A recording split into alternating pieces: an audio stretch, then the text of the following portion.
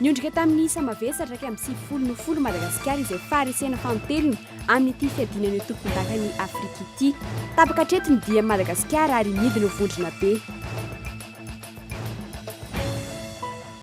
Fanokafana ofisialin'ny Indien fadimy ny hira gasy makotrokotroka 2020 no mpandray anjara ao anatin'ny 3 volana itety ireo toerana manatantara manodidina ny faritra Antananarivo. Farany ato anatin'ny fampahalaam-baovao no hitaterana aminao ireo tsy haim-baovao tamin'ny herinandro iny taterana aminao ireo vaovao nisongadina teo amin'ny pejin'ny politika sy sosialy. Ny andindiny izay vahitrano.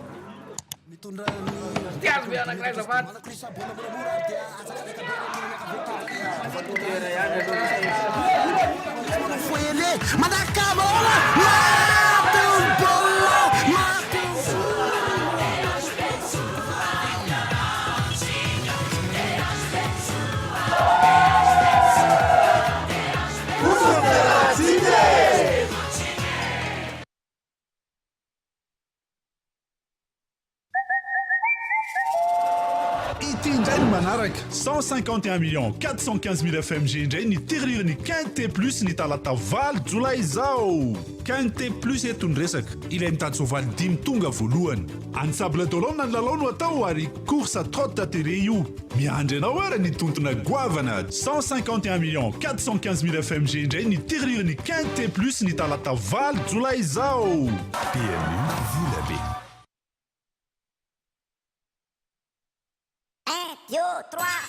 Fantatro fa en formula satria mampiasa formula madio ery zato nifiny la satria borosina amin'ny formula tiary misy vaovao mahazo mahafinaritra zato amin'ilay zay mividy formula roa dia mahazo borosy nify ray Maimai-pona fianao nga ahoana ietena maimai-pona arareo dia tsy isan'andro io fa voafetra ihany le fotoana mandehana takeden'izao a hiazaka zao eny amin'ny varotra mazatra anao makaroa amin'ny dentifrice dia mahazo ray amin'le borosy nify formula.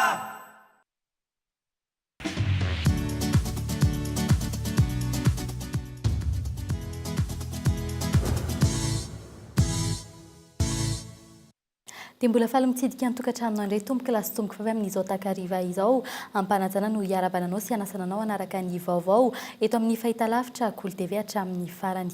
Ny pejy fanatanjahantena vetrano no mboantsika ny fampahalaam-baovao amin'ny ity alahady alina ity niondrika tamin'ny samavesatra raika amin'ny 10 no ny 10 Madagasikara androany izay faharesena fahantelony amin'ity fiadinany ho tompon-dakan'ny Afrika sy ny fanitsanana hiadina ny amboareran-tany izay atao any Angletera amin'ny taona ho avy io. Tapaka ny dia ny ekipa malagasy eo amin'ny taranja baolina lavalava ary midina ho vondrona be fanatetina. Faharesena intelmetona no azon'ny Madagasikara mpampiatrano tamin'ny fiadinany tompon-dakan'ny Afrika sy ny fanitsanana makany ny amboareran-tany izay atao any Angletera amin'ny taona ho avy io.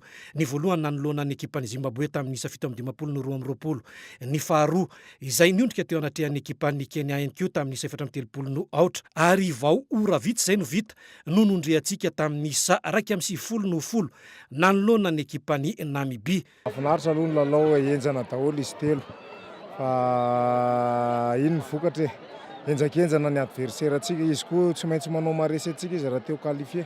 Mafy le lalao nefa farany anako ny anaovaka ekipe nationale dia mba nametsaka hoe zay vitako amin'ny firenena. Mbola tsisy makina natody zany fa valala manatody valala zao mipeta be ovay valala ny anarana eo. Ny olana zany a misy zavatra kely erreur kely foana zany isaky ny eo amin'ny première minute entre 5 minutes eo. Dia iny zany niteraka hoe manenjikisa satria ao mihitsy le ekipa ny mahafaty ese. Rehefa avy nandavan'ny Madagasikara tamin'ny samavesatra ny ekipa namibianina dia nahazo ilay tapakila andehanana amin'ny fifaninanana etrihana ny amboareran-tany atao any Angletera amin'ny taona ho avy io. Zimbabwe no mitazona ny larana faharoa izay mbola hiatrika lalao sakana ihany koa amin'ny ity taona ity.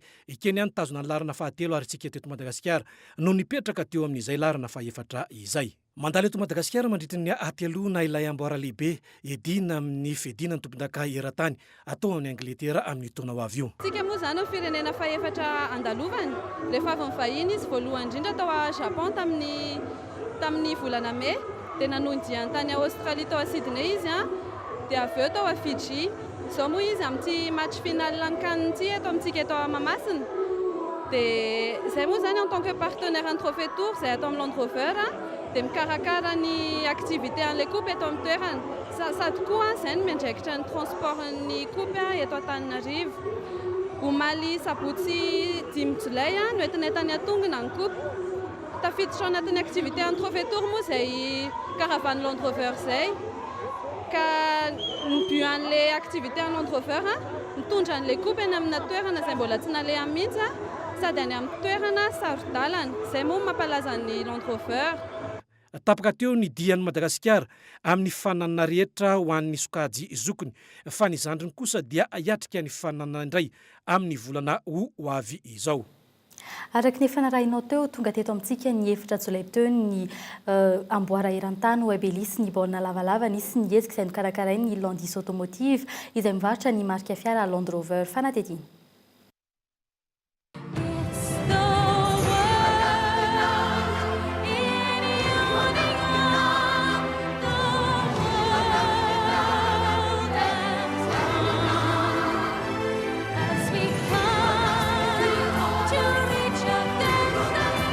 From one island to another, the trophy's next stop will be in Madagascar, where the latest African team to qualify for Rugby World Cup 2015 will be determined. Mandalo eto Madagasikara amin'izao fotoan'izao ny Rugby World Cup Trophy Tour rehefa avy nitety firenena maro toa ny Japon, Australie ary Fiji. Raha tsy ahivina dia tafiditra ao anatin'ny fanomanana ny amboara eran-tany ny baolina lavalava izay ho totosaina amin'ny taona 2024. Fitetezam-paritra izay ampisehoana ihany koa ilay amboara web elisy. Arak'izany ho fanamarina ny fandalovan'ny web elisy. Eto amintsika dia nanomana hetsika manokana ny orinasa Land Rover sy ny DHL. Tsy matetika ny fandalovan'ity amboara ity amin'ny firenena iray. Ho antsika eto Madagasikara manokana dia misy ihany koa ny hetsika izay ataon'ny orinasa Land Rover izay piay ny fiadinan'ny amboara eran-tany 2024 ary efa nanomboka herinandro izay. Misy tanjona rososina ny Land Rover tao anatin'ny fikarakarana ity karavanina ho an'ny Rugby World Cup Trophy Tour ity. Raha ny maneran-tany aloha ny Land Rover efa partenaire sponsor ny rugby raha maneran-tany. Fa ny amin'ity Trophy Tour ity zany ny anjara asan'ny Land Rover dia mitondra an'ilay coupe any amin'ny toerana izay mbola tsy nalehany, any amin'ny toerana sarodalana, any amin'ny toerana izay mbola tsy misy rugby, tsy fantatry ny olona atao hoe rugby, ampiroboroboana ny rugby zany. Dia ampiseho an'ny maneran-tany koa hoe ohatry ny ahoana ny eto amintsika eto Madagasikara, ampiseho endrika Madagasikara, endrika tsara Madagasikara. Tafiditra ao anatin'izay moa zany misy ny secteur privé atsika moa zany isan'izany ny Land Rover sy ny DHL niady mba hoe andalo eto amintsika eto Madagasikara ny coupe mba ho isan'ireo firenena tetezina zany tsika.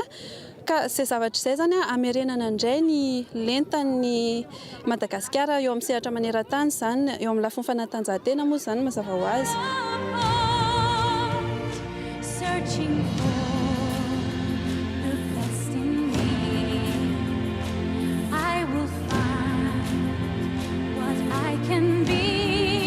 Raha ny fandaram-potoanan'ny andron'ny sabotsy dia ataony fitsidihan'ireo délégation ireo club vitsivitsy misy eto an-drenivohitra. Tao ihany koa ny fitsidiana ny teny amin'ny Lemurs Park. Katsaoka izay nanodinana ny rakitsary mampafantatra ny zavaboary misy eto Madagasikara niaraka tamin'ilay amboara web elisy sy ny Land Rover. Tsy adino ihany koa ny fijerena ireo gidro izay tsy misy raha tsy eto Madagasikara.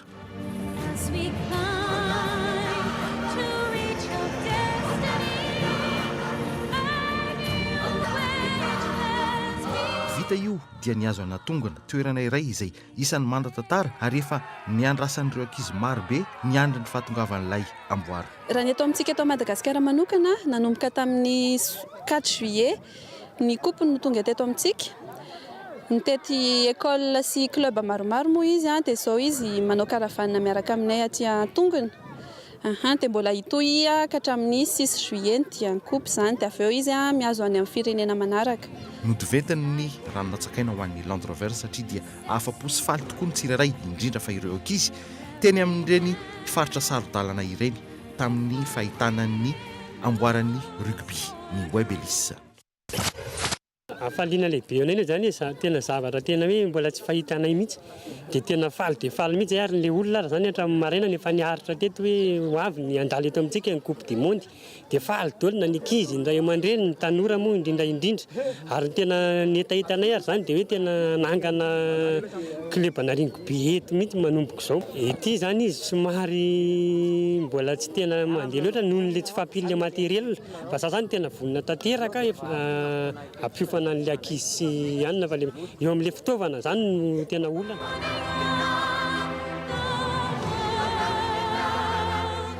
Iazo any Kenya indray ny RWC Profitant rehefa avy ny vahiny nandritry ny atelona teto Madagasikara. Mariana Faidetsika ity dia nifanoja tanteraka amin'ny lalao iadina izay ho tompon-drakany Afrika 424 eo amin'ny baolina lavalava izay atao eto amintsika.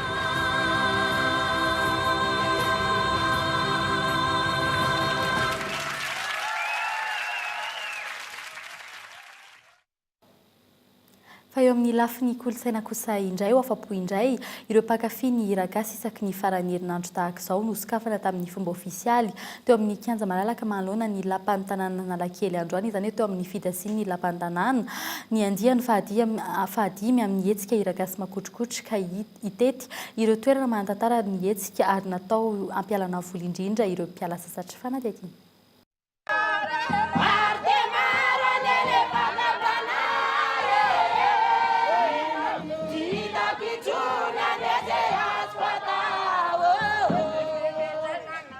Roa amby roapolo ireo mpandray anjara amin'ity hetsika hira gasy makotrokotroka ity.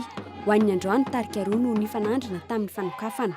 Ny tarika Rapolo Mandimby avy any Behenjy ary Rakoto Mandimby Jean Pierre avy ao Mora Ranokara. Nafotaka ny fiomanana ho an'izao voalohany izao. Fiomanana angamba nefa hitanao fa volombonina zao fa tsy dia hoe anona loatra. Hira ray dia vakotrazana ray dia diray somary lavalava ihany le izy. Manana hoentina ho an'ireo mpijery ve? Manana hoentina ho an'ireo mpijery eo zany dia amin'ny efa-fapo zay. Andiany fadimy hitety ireo toerana manatantara eto amin'ny manodidina amin'ny faritra Antananarivo ny hetsika toy ny eto amin'ny lapan'ny tanàna, ny kianjana Andohalo, ny eny Ambohimangarova, eny amin'ny kianjany Alasora ary eo amin'ny résidence Alain Rivony etsy Amboditsiry.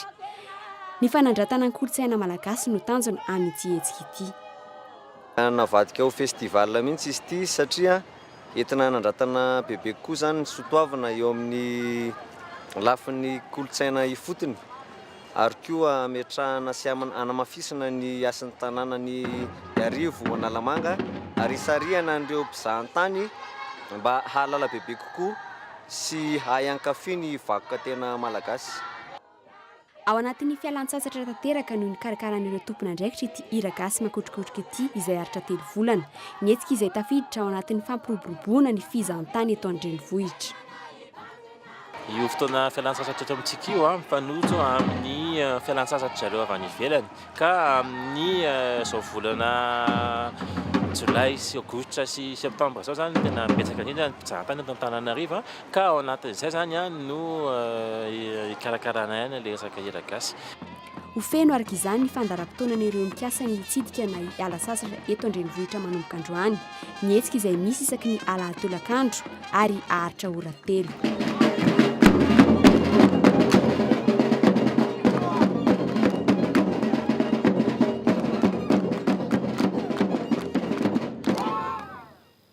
Eo amin'ny pejiny sosialy kosa indray miainga amin'ny fiarovana ny zo amin'ireo olona marefo ny fanatanterana ny politika ny fiaina ara-tsosialy. Ankoatr'izay tokony isy ihany koa ny fiarahamientan'ny rehetra rehefa misy ny hetsika fanohanam-bahoaka atao ranonambara ny minisitry ny ponina taorian'ny hetsika nataon'ireo mpandraharaha eo amin'ny sehatra tsy miankina tamin'ny herinandro iny. Maro ny hetsika mbola atao amin'izay fanatanterana ny politika ny fiaina ara-tsosialy izay no tanteranan'izy mafaranto ny famelabelarana ny politika ny fiaina ara-tsosialy ho an'ireo mpiara miombonantoka amin'ny ministeran'ny ponina fanampanazavana. Manodididina ny 10 millions de dollars angamba izay fa mazava ho azy fa tsy ho azo indray mipoaka ary tsy maintsy mendalana satria ny paika hoentina eto tsy paika vetivety ihany fa paika heverina hoe maharitra indrindra koa ny politika amin'ny fiahiana ara-tsosialy zany. So koa sika dia hiditra amin'ireo vaovao nisongadina nandritra ny herinandro iny teo amin'ny lafiny politika ary teo ny fanamariana ny fetim-pirenena amerikana teto Madagasikara, teo ihany koa ny tatitry ny dia ny filoham-pirenena era-jonary-mampianina tany ivelany. Efa 17 taona zao no nisiany ny fifandraisana ara-diplomatika teo amin'ny Etazonia sy Madagasikara. Etazonia izay mankalaza ny fahavalo amby 320 taona nahazon'ny fahaleovantena rahampitso, saingy andrano ny fankalazana izany teto Madagasikara. Nitohy hatrany ny fanampiana Etazonia ny Madagasikara tao anatin'ny krizy, na dia tao anatin'ireo nambarany fa nitondran'ireo nanonga-panjakana aza. Androany, ireo sakaiza mpiara-miasa rehetra nitondra ny anjara biriky tamin'ny famerenana ny fitondrana nambaran'ny mpiandraikitra raha Amerikana Eric Wong, fa nanatrika ny lanona teny amin'ny masovo Amerikana nandritry ny lahateny izay nataony. Nahitana ireo filoana toky samihafa, ny mpanao politika ary mpikambana nivo ny governemanta nanatrika ity fanasana ity. Eo amin'ny lafiny politika kosa, tsindrom-paingotra nataon'ny masovo Amerikana momba ny filoha teo aloha Marc Ravalomanana mbola tsy feno ny fepetra rehetra ivoahana amin'ny krizy hony Amerikana, indrindra momba ireo sesitany politika any ivelany. September 2011. The same week as the signing of the South. Ny volana septambra araka amin'ny 10 no tonga voalohany teto Madagasikara ny tenako. Tanatin'ny herinandro nanaovana sonila itondrozotra ny sadek indrindra. Amin'izao tsika miteny izao dia mbola misy ireo andiny misongadina ao amin'ny itondrozotra io no mbola tsy totosa. Anisan'izany ny andiny 20 mikasika ny fiverenana tsy misy fepetra ho an'ireo sesitany noho ny antony politika. Ny fanatotosana io andiny mavesa danjy io dia idika fanaovana dingana lehibe anakekezana ny fampihavanam-pirenena ary anakatonana tanteraka ny pejy mifandraika amin'iny krizy naharitra 5 taona iny. Toward achieving national reconciliation and finally putting the crisis of the last 5 years behind us. Tsy mitovy hevitra amin'izany kosa ny fitondram-panjakana ankehitriny nambaran'ny Prime Ministre fa mbola tsy lara-pahamehana ny famerenana tanindrazana ireo sesitany noho ny antony ara-politika noho ny fikatsana ny filaminana sy ny tombotsoan'ny maro anisa. Mandeha ho azy amin'ny lalàna io ary rehefa hodonga ny fotoana dia miverina ihany koa fa raha tsy izany no lara-pahamehanay amin'izao fotoana izao. Lara-pahamehana amin'izao fotoana izao dia araka ny tenenin'ny président dia ny besmar majorité de 22 millions de malgaches. Ka isika zao mbola ohatran'le hazo vao maniry mbola faible le izy ka raha sanatria ka mbola misy hoe isy zavatra tsy mety fasala amin'izany na misy hoe mety isy tabataba. Za tsy miteny hoe zareo mpanao tabataba fa ny olona sasany manko dia mpanao roatra. Ka raha vao misy zavatra ohatran'ireny misy manao hoe andao zay mpanao tabataba. Na izany aza miterany nahafahan'ny malagasy nanangana fitondrana tamin'ny alalan'ny safidim-bahoaka ny Amerikana, antony nanasan'ny filoha era-jonary-mampianina amin'ny fihaonana tampony amin'ny Etazonia sy Afrika amin'ny volana aogositra ho avy izao. Eo ihany koa ny fiverenan'ny AGOA izay tsy vitan'ny hanampy amin'ny famoronana sahamanarivony fa hanampy ihany koa amin'ny fanomezana vahany ireo fampiasam-bola mivantana izay taratry ny fandraisana andraikitra ataon'ireo mpampiasa vola vahiny ankoatry ny eto an-toerana.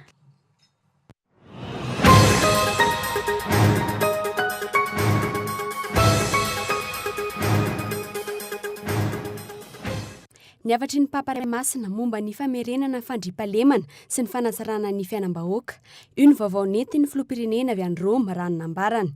Tsy misy resaka fanendrena kardinaly, tsy misy resaka hafa fa fitsidihana ofisialy no nataon'ny filoha noho ny fanasana azy. Voakina matetika tamin'ity fandehanana lava ity ny filoham-pirenena. Tato anatin'ny 5 volana inonenina izy no efa nivoaka amin'ny Madagasikara. Lahara-pahamerana daholo na ny mandeha makany velany na manao ny asa eto an-toerana.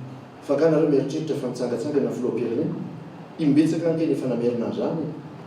Rehefa avy any Italia izay dia nakatia Paris ary dia lafiny ara-ekonomika maromaro moa no nijerena tao satria dia niona tamin'ireo mpampiasa vola, ireo orinasa lehibe any Frantsa izay manana vinavina ny iara-miasa amintsika no avy etỳ Madagasikara. Ao anatin'izany ny groupe Vinci, ny groupe Bolloré, ny groupe Bouygues, dia misy ihany koa groupe lehibe avy any amin'ny firenena Sinoa. Inona no entin'ireo vahiny voatontonona teo ireo ho an'ny firenetsika na ho an'ireo orinasa malagasy mila fanohanana eto an-toerana. Ny nampametra-panontaniana tamin'ity dian'ny filoha indray mandeha ity ihany koa dia ny fiarahan'ny fianakaviany tamin'ny délégation ofisialy izay voalaza fa ahazo fanasana ofisialy avy amin'ny paparay masina. Nampitandrina ny mpanao gazety ny filoham-pirenena teto rehefa nanontaniana mahakasika izany ary nilaza fa vola tao paosy no niantohan'ny fianakaviany. Efa nolazaiko ao anatin'ny fanjakana tan-dalàna isika ny filoha no mitarika amin'ny fanomezana modely amin'izany. Ny tiako tenenina dia ny hoe misy ny fahalalahana. Raha moa dia milaza foana fa raha fahalalahana tsy misy ohatran'ny eto Madagasikara. Fa izao misy fetrany ny fahalalahana izay mena antsika rehetrarehetra.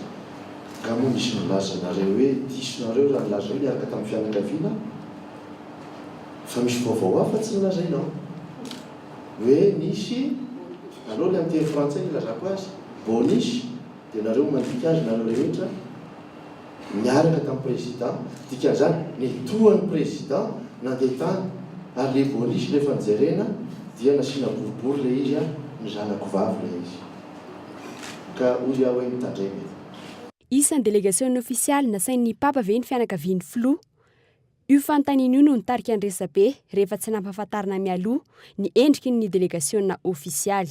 Nefa nisy ny sary avy any Roma maneho ny sarin'ny filoham-pirenena mianakavy miaraka amin'ny délégation ara-panjakana. Ankoatr'izay tsy nisy ny fihaonana tamin'ny filoha an-tetezamita teo aloha tany Frantsa ho ny filoham-pirenena izay somary nivazivazy tamin'ny fanateran'ny Andra Joel vola 10 tapitrisa ariary ho an'ny maki tetsy Mahamasina. Ka rehefa tsy anke dia mba manararaotra mba tonga izy alelan'iny tsy maneno izany fa rehefa eo dia manatrika ary mitevana tsara dia mba samy miara manatrika fa tsy hoe rehefa tsy hoe anankiray vao mitsofotsofoka manatrika amin'izy dia manao an'izao mamasina raha tadidinareo tsara tsika nandaminatra fitondram-panjakana tena nandamina ny zavatra iny. Tsy nitondra ny heviny momba ny raran'ny anteny meram-pirenena kosa ny filoha Rajaonarmapianina raha nanontany ny mpanao gazety ankoatra ny hoe milamina ny zavatra rehetra araka ny tatitra voaraina avy amin'ny gouvernemanta. Any États-Unis indray amin'ny volana Août izao amaly ny fanasan'ny filoha Barack Obama ny fandaharam-potoanan'ny filoha ho any ivelany manaraka raha ny fantatra treto. Mbola vaovao nisongadina nandritra ny herinandro iny an-trano fa eo amin'ny lafiny sosialy kosa indray voalohany tamin'izany ny mahakasika ny famatsiana rano fisotro madio eny fotony teo ihany koa ny fanadihadiana manokana miompana amin'ny famonoana vady ao an-tokantrano. Ny 450 isanjaton'ny malagasy ihany no mahazo rano fisotro madio raha toka eo amin'ny 10 isanjato eo izany ho an'ireo firenena aty amin'ny tapany atsimon'ny kantinanta afrikanina ho an'ny taona 2024. 520 isanjaton'ny malagasy ihany koa no manana toeram-pivoahana izay fotodrafitra asa tsy afa-misaraka amin'ny fahadiovana. Ho an'ny fokontany Analabe izay isan'ireo fokontany 3 atao lara-pahamiana amin'ny fanatanterana ny tetikasa area ao amin'ny komina Mangamila Fantsondrano tamin'ny taona 1770 no natsakan'ny mponina mahery ny 700 hatramin'ny omaly. Ankoatry ny aretina vokatry ny fisotroana rano tsy voadio, miteraka fahasahirana eo amin'ny fiainana andavanandro sy ny seha-piarian'ny isan-tokantrano ny fahalaviran'ny fatsakana sy ny fikarakarana ny rano. Mbany avaratra an-tanàna zay zany matsaka taloha dia ila vao tonga any anana moa matetika raha mpianatra tsy misakafo tara satria ila vao mahazo rano. Tsiko mahabiby zany asanay Sara raha mahavita rokapoka zany satria manenjika makarano any makarano ry ananary. Ny fomba fiainan'ny mponina teto zany hatramin'izay taona maro fandimby zay dia rano tarihana tamin'ny tatatra zay moa zany efa tsy nahita an'izany tsofa efa fatina teo sisa nahitany teto amin'ity fokontany ity. Dia io zany natsakany olona teo aloha dia tsy nisy fanamboarana mihitsy zany hipopio tamin'izany andro zany. Ankehitriny kosa vokatry ny famatsim-bolan'ny vondrona Europeanina hatramin'ny 7 tapitrisa euro fanomboana ihany no nahazon'ny reto mponina ireto fotodrafitra sa mamatsy rano fisotro madio. Ny 70 isanjaton'ny mponina ihany koa no efa manana toeram-pivoahana. Ampaharitra ny tetikasa nampandraisina andraikitra ireo mpahazo tombotsoa maherin'ny 700 nitondra ny anjara birikiny izy ireo tamin'ny fananganana. Natsangana ihany koa ireo komity isan-tsokajiny hitantana ireo fotodrafitra sa ireo. Dimy amin'ny maraina manomboka hatramin'ny amin'ny 5 dia amin'ny 8 hatramin'ny amin'ny 8 ny farany. Dia ny amin'ny hariva manomboka amin'ny 3 dia hatramin'ny amin'ny 7 hariva. Dia zany mipakana aminazy io zany mipakana rano eto amin'ity pompo ity. Dia ao amin'ny resaka fanadiovana zany isa telobolana izy manao fikarakarana fanadiovana sy ny ben-drano sy ny ry ny loharano ary. Nandoro arivo isa-tokantrano zany zay aloha ny idinan'ny ty rano ty andinantsika anazy amin'ny pompo ohatran'izao. Dia rehefa midina indray zao i rano zany dia mampiasa amin'io zay dia arivo isa-tokantrano indray zany ny alohanay. Nahazo fampiofanana sy fampianarana ihany koa ireo mponina mahakasika ny fidiovana sy ny fahadiovana. Zahay zany a rehefa avy any amin'ny WC dia manasa tanana, dia rehefa avy milalao dia manasa tanana, dia andeha hisakafo dia manasa tanana. Ampianarinay ny olona any an-trano koa zavatra nataonay taty. Raha ny lafiny fahadiovana zany aloha zao ny jerena dia hita zany fa tena mivoatra zany zao ny olona.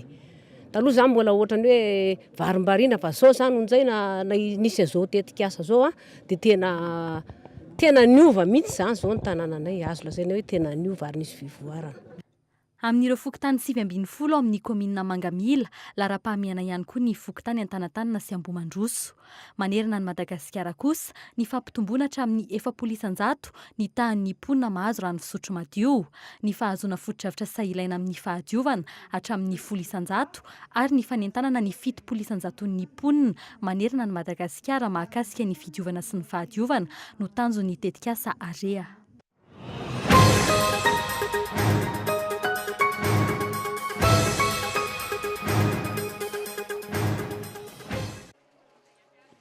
Mora kokoa ny miapaingana lehilahy iray ho manao herisetra amin'ny vehivavy iray noho ny hetsika samihafa momba ny fanajana ny zon'ny vehivavy.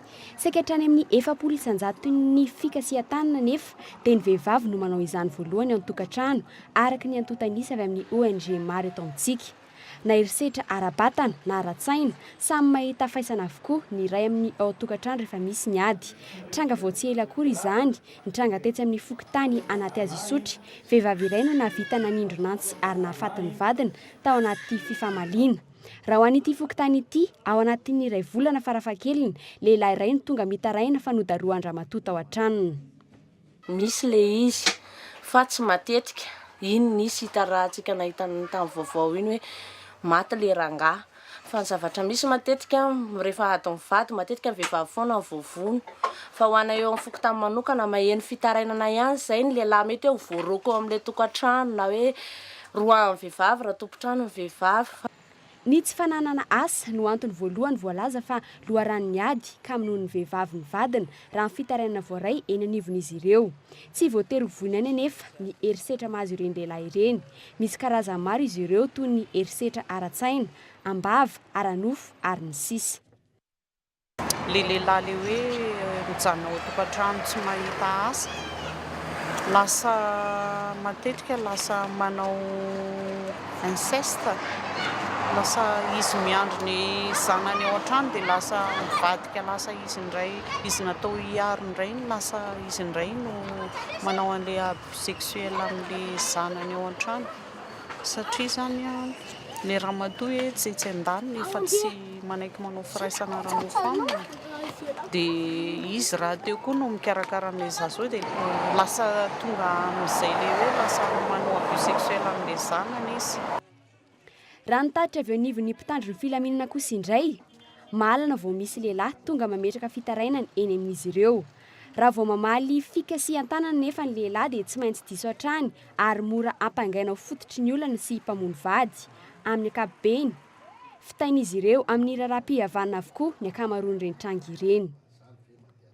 Vitsy dia vitsy eo amin'ny 500 raha ohatra ka jerena zany ny salanisa amin'ilay izy.